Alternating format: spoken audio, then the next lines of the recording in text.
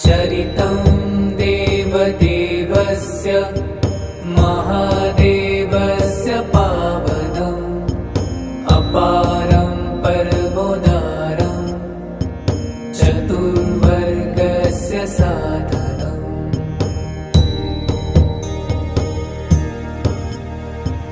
गौरीविनायकोपेतं पञ्चवक्त्रं त्रिनेत्रकम् शिवं ध्यात्वा दशभुजं शिवरक्षां पठेत् नरः।